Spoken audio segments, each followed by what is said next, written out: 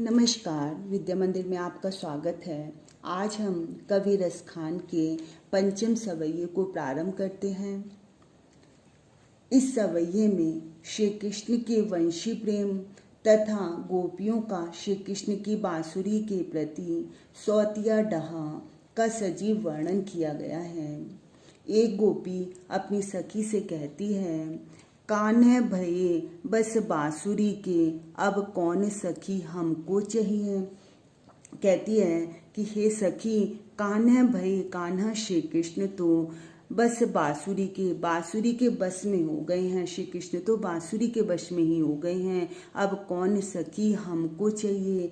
हे सखी, अब कौन हमको चाहेगा, कौन हमको प्रेम करेगा।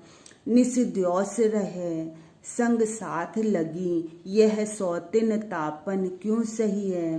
अब कहती हैं कि यह बांसुरी जो है वो निस्द्योस रात और दिन संग लगी, श्री कृष्ण के साथ लगी रहती है। यह रात और दिन ये बांसुरी जो है श्री कृष्ण के साथ ही लगी रहती है। यह सौतिन तापन क्यों सही है।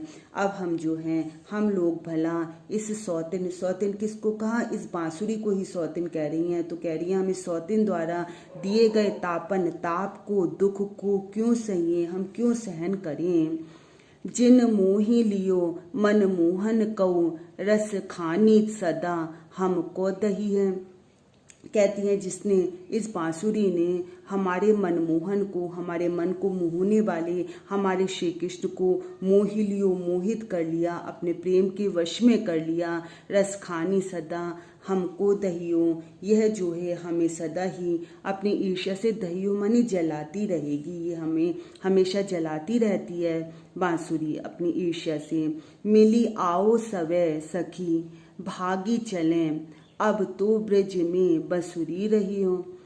कहती हैं कि हे सखी, अब हम सब लोग जो हैं मिलकर भागी चलें, भाग जाएं, इस ब्रज से हम सब मिलकर भाग चलें। अब तो ब्रज में बंसुरी रही है, अब तो इस ब्रज में जो है श्री कृष्ण के साथ केवल बांसुरी ही रहेगी। अर्थात कृष्ण के प्रेम से वंचित होकर हमारा अब ब्रज में निर्वाह नहीं हो सकता। काव्य सौंदर्य। प्रस्तुत सवैये में गोपियों की मुरली के प्रति स्वाभाविक ईर्ष्या का सजीव वर्णन किया गया है। इसमें ब्रजभाषा है तथा श्रृंगार रस है, माधुर्य गुण है तथा यह सवैया छंद है। यहाँ पर रूपक तथा अनुप्रास अलंकार है। भाव साम्य। महाकवि सूरदास जी ने भी मुरली के प्रति गोपियों की ऐसी ही ईर्ष्या को व्यक्त किया है। उनकी गोपियां तो ईर्ष्यावश मुरली को ही चुरा लेती हैं, चुरा लेकर मुरली को ही चुराना चाहती हैं। वो तो कहती हैं कि सखीरी मुरली लीजे चोरी, जिन गोपाल कीन्ह अपने बस, प्रीति सवनी की तोरी। तो गोपी अपनी सखी से कहती है कि हे सखी, मुरली लीजे चोरी, हमें श्री कृष्ण की मुरली को चुरा लेना चाहिए। जिन गोपाल कीन्ह अपने बस, जिन्होंने हमारे गोपाल को, हमारे श्री कृष्ण को अपने वश में कर लिया है। और प्रीति सबनी की तोरी, और उन्होंने हम सबके प्रेम से श्री कृष्ण को वंचित कर दिया है, हमें श्री कृष्ण के प्रेम से दूर कर दिया है। तो ऐसी मुरली को हमें चुरा लेना चाहिए। इस सवैये में कृष्ण के वियोग में व्याकुल गोपियों की मनोदशा का मोहक वर्णन किया गया है। गोपियाँ श्री कृष्ण के प्रेम में अत्यधिक व्याकुल हैं, उनकी याद में अत्यंत व्याकुल हैं। तो श्री कृष्ण के प्रेम में मग्न गोपियाँ श्री कृष्ण का ही रूप धारण कर लेती हैं और उनके रूप को धारण करके स्वयं को धैर्य और सांत्वना देने का प्रयत्न कर रही हैं। एक गोपी अपनी सखी से, अपनी दूसरी सखी से कहती हैं कि हे सखी, मोर पखा सिर ऊपर राखी हूँ, गुंज की माल गरे पहरूंगी। कह रही है कि हे सखी, तुम्हारे कहने पर मैं मोर पखा, जो मोर का पंख है, मोर पंखों को जो है वो सिर के ऊपर धारण करूंगी।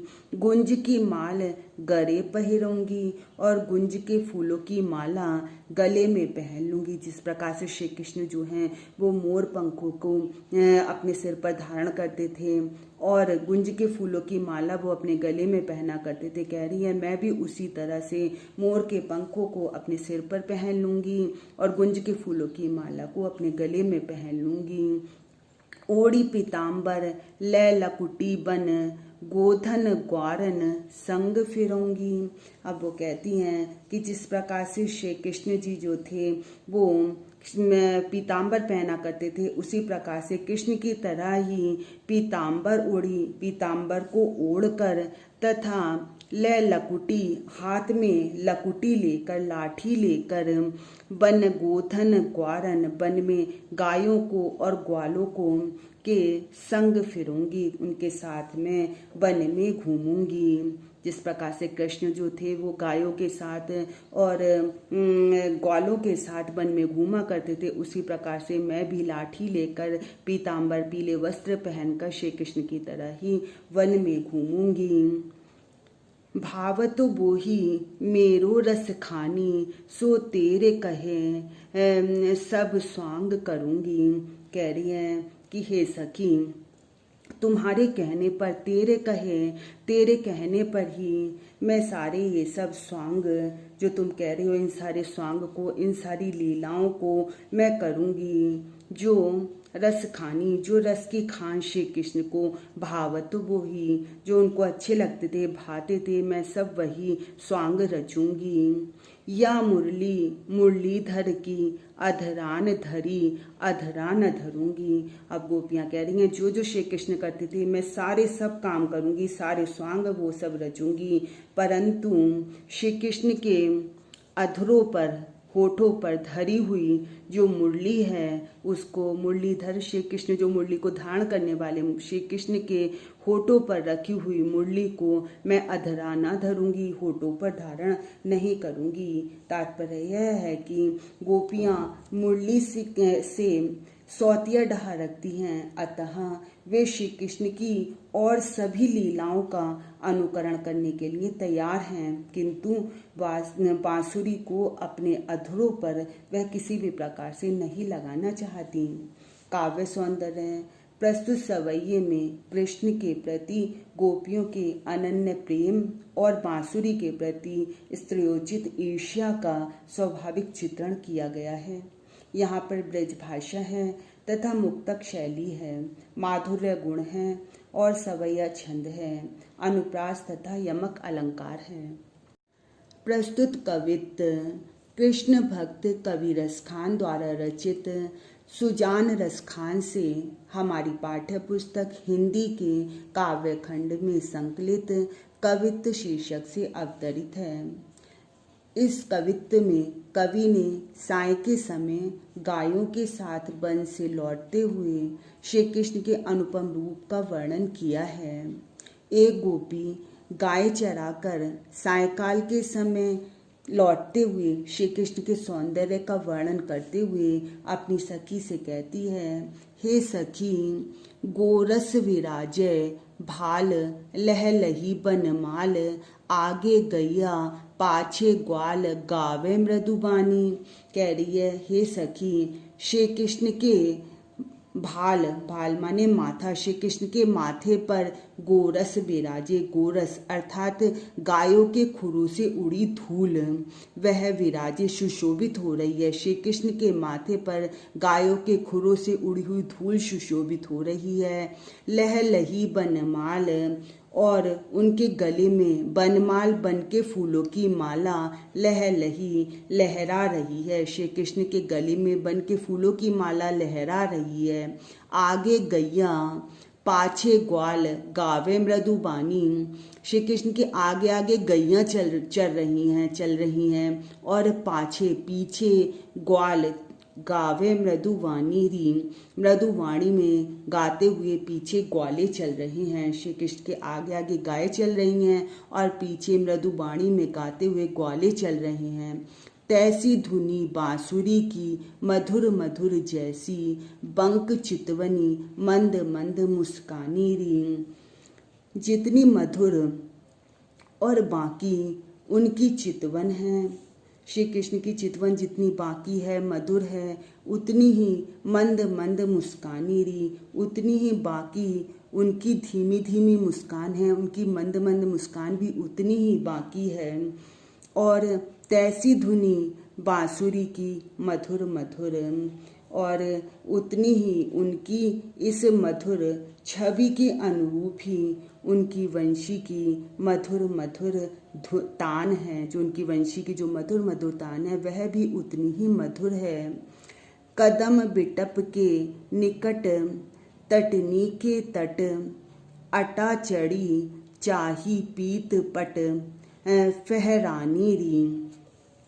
अब सखी अपनी सखी से क्या कहती है, हे सखी जरा आटा चढ़ी अट्टारी पर चढ़कर तू कदम बिटप के निकट, कदम्ब के वृक्ष के निकट, तटनी के तट यमुना नदी के तट पर खड़े हुए पीत पट फहरानी री, श्री कृष्ण के इन पीले वस्त्रों को फहराना तो देख, रस बरसावे तन तपनी बुझावे, नैन प्राणनी रिझावे, बह आवे रस खानी री।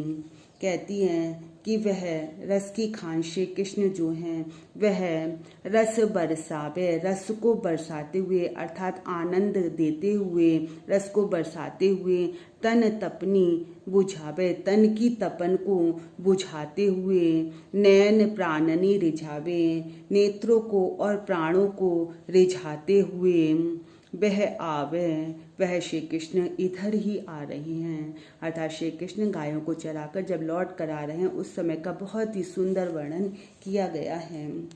काव्य सौंदर्य, इस कवित्व में कवि ने कृष्ण के सौंदर्य का मनोहारी चित्रण किया है।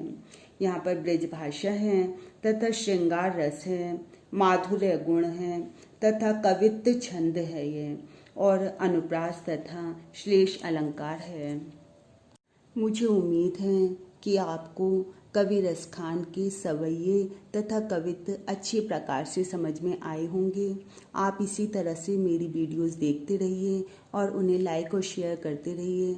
अगर आपने मेरे चैनल को सब्सक्राइब नहीं किया है तो इसे सब्सक्राइब कीजिए। धन्यवाद।